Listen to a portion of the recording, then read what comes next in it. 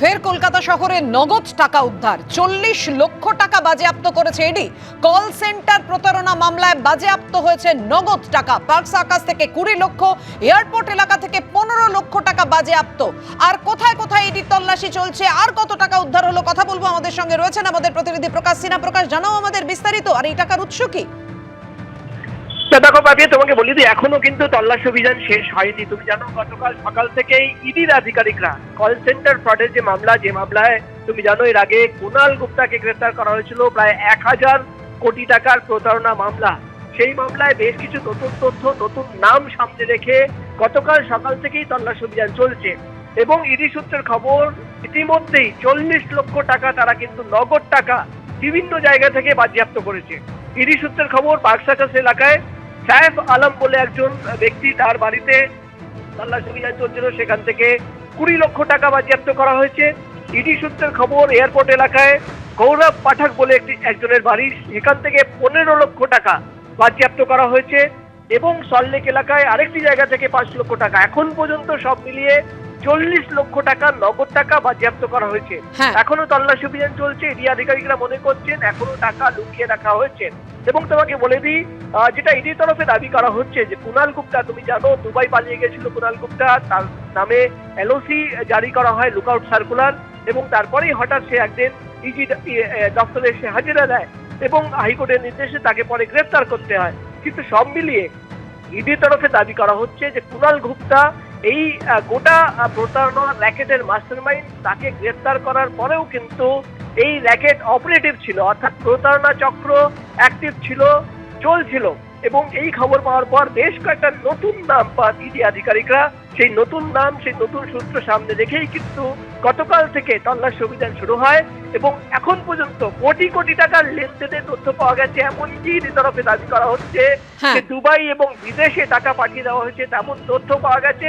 এবং অবশ্যই তল্লাশি অভিযানে আর কত টাকা উদ্ধার করে ইডি, অবশ্যই নজর থাকবে আমাদের সেদিকে। ধন্যবাদ তোমায়।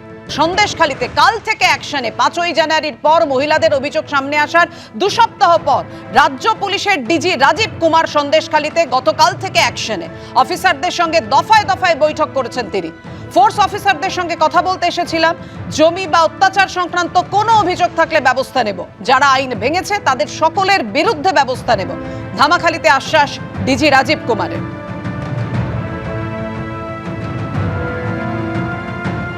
সন্দেশখালী থানায় পৌঁছেছেন বারাসাত রেঞ্জের নতুন দায়িত্বপ্রাপ্ত ডিআইজি ভাস্কর মুখোপাধ্যায়। সন্দেশখালীতে গতকাল থেকেই রাজ্য পুলিশের ডিজি রাজীব কুমার রয়েছেন। বিভিন্ন জায়গা ঘুরে দেখছেন তিনি, গ্রামবাসীদের সঙ্গে কথা বলছেন, থানায় বৈঠকও করেছেন পুলিশ কর্তাদের সঙ্গে।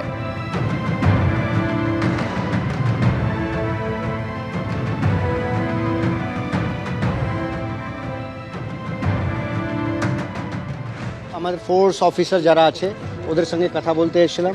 তারপরে আমরা আমাদের যেটা করণীয় আছে, মানুষের প্রতি যেটা আমাদের ডিউটি আছে, আমরা ওটা সজাগভাবে নির্বাহন করব।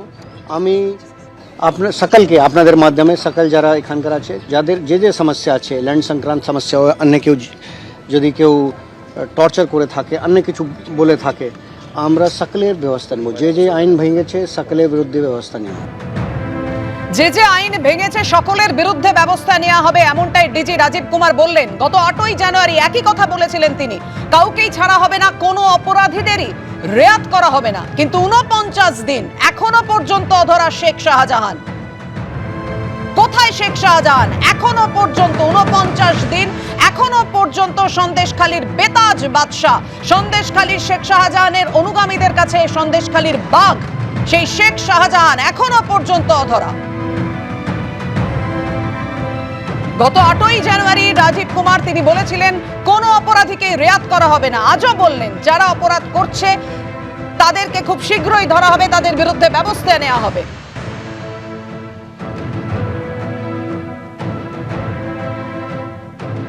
গত 8ই জানুয়ারি রাজ্য পুলিশের ডিজি রাজীব কুমার কি বলেছিলেন দেখুন।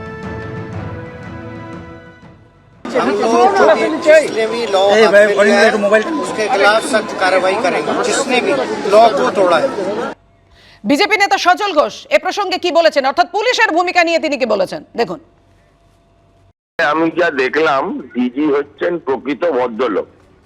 আর ভদ্রলোক সবসময় এক কথা বলে, তাই উনি 1.5 মাস আগেও বলেছিলেন, এখনো বললেন, কিন্তু 1.5 মাস আগে যে অভিযুক্ত ছিল এখনো সেই অভিযুক্তকে উনি ধরতে পারেন।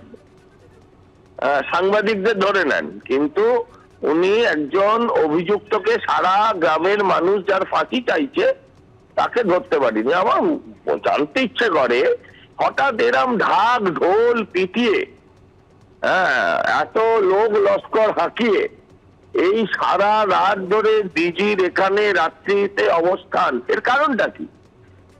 উনি বলেছেন শুধু কথা বলতে এসেছিলাম। কথা তো আজকাল ভার্চুয়ালি বলা যায়।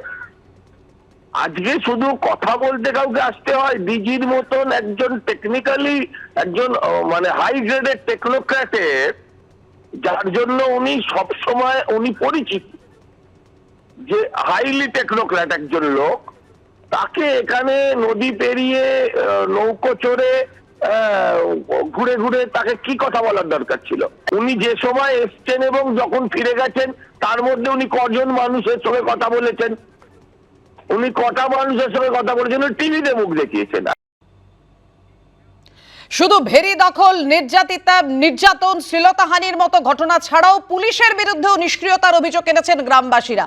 আর রাজ্য পুলিশের তরফ থেকে বারবার বলা হয়েছে যারা আইন ভেঙেছে সকলের বিরুদ্ধে ব্যবস্থা নেওয়া হবে। শিবু হাজরা, উত্তম সর্দার অবশেষে গ্রেপ্তার হলো 49 দিনেও অধরা শেখ শাহজাহান। কি বলেছেন সিপিএম এর কেন্দ্রীয় কমিটির সদস্য সুজন চক্রবর্তী এবং প্রদেশ কংগ্রেসের মুখপাত্র সৌম্য আইচরায়, দেখুন পরপর। 1.5 মাস পরে একই কথা বললেন, শব্দ বাক্য বন্ধনী সব সমান, কিন্তু করণীয় অশ্বডিম্ব, কিছুই করতে পারেননি। 1.5 মাস পরে যদি একই কথা বলতে হয়, আগের বার কলকাতায় বসে বলেছিলেন, এবার সন্দেশখালীতে গিয়ে বললেন, এছাড়া কাজের কাজ কি হলো? আইনের কি ব্যবস্থা নিলেন যার আইন ভেঙেছে? রাজীব কুমার এফিশিয়েন্ট অফিসার বলে লোকে জানতো, সরকার তাই বলতো। এটা বোঝা গেল যে মমতা ব্যানার্জির পাল্লায় পড়ে উনি ইনএফিশিয়েন্ট হয়ে গেছেন। 1.5 মাস লেগে গেল। এবং এই যে গণধর্ষণের মামলা হয়েছে যাদের বিরুদ্ধে 3 জন, তারা অ্যারেস্ট হয়নি, কিন্তু তার মধ্যে শিবু হাজরা আগে থেকে অ্যারেস্ট হয়েছিল আরেকটা মামলায়, গণধর্ষণ মামলায়। তারপরে বাকি যে 2 জন কিন্তু অ্যারেস্ট হয়নি, অথচ উনি ওখানে গেলেন, ওখানে থাকলেন। আর এই অভিযুক্ত শিবু হাজরা আর ভানু মণ্ডল, তাদের অভিযোগের ভিত্তিতে, যারা নিজেরা গণধর্ষণ মামলায় যুক্ত, তাদের অভিযোগের ভিত্তিতে নিরাপদ সন্তান অ্যারেস্ট হয়ে গেল। পশ্চিমবঙ্গের ডিজিপি রাজীব বাবু বিরাট অ্যাক্টিভ। 45 দিন আগে, তারপরে 45 দিন পরে শিবু হাজরারা ঘুরে বেড়াচ্ছে। তার মানে কি উনি এই যে 1.5 মাস পরে যাচ্ছেন, ওনার পুলিশ ওখানে কার্যত বসে কি করছে? শিবু হাজরারা আর এই শেখ শাহজাহানরা কি ওখানে বসে লুডো খেলছে? তা পশ্চিমবঙ্গে এত বড় একটা ঘটনা উনি 8 তারিখ বলেছিলেন, আর আজকে আবার আরেকটা দিন এসে গেল। তাহলে কি করা হচ্ছে? তাহলে অপরাধীরা কি বসে থাকবেন যে কবে অ্যারেস্ট হবো? আপনি আসুন, পুলিশ আসবে, আমি অ্যারেস্ট হবো, তারপর যাব। পশ্চিমবঙ্গে কার্যত প্রহসনে পরিণত করেছে। এই যে অপরাধীরা মনে করে এটা তাদের সরকার, তাদেরকে ধরতে পারে না। পুলিশ কার্যত ঠুটো জগন্নাথের মতো রোল নিচ্ছে। আজকে পশ্চিমবঙ্গে এহেন পরিস্থিতি, এই পরিস্থিতিতে দাঁড়িয়ে পুলিশ শিবু হাজরাদের পোল্ট্রি ফার্ম পাহারা দেয়, এই তো পুলিশ। শুধুই আশ্বাস, কাজের কাজ কি হচ্ছে? 49 দিনেও কেন এখনো অধরা শেখ শাহজাহান? প্রশ্ন তুলছে বিরোধীরা, প্রশ্ন তুলছে সন্দেশখালী। অ্যাকশনে ডিজি কি বলেছেন শান্তনু সেন, দেখুন। ডিজি বলছেন এবং পদক্ষেপ নিচ্ছেন, সেটা তো প্রমাণিত। যদি পদক্ষেপ না নিতেন তাহলে এর মধ্যে 18-19 জন কিভাবে অ্যারেস্ট হলো? শুধু ডিজি কেন, আমাদের মাননীয় মুখ্যমন্ত্রীও প্রকাশ্যে বলেন যে কোনো অন্যায় করলে কেউ পার পাবে না, এবং সেটা তো প্রমাণ হয়েছে যে আমাদের দলের সাথে যুক্ত জনপ্রতিনিধিরাও ইতিমধ্যে অ্যারেস্টেড হয়েছে, এবং আগামী দিনেও যারা দুর্নীতি বা অন্যায়ের সাথে যুক্ত থেকেছে তারা অ্যারেস্টেড হবে।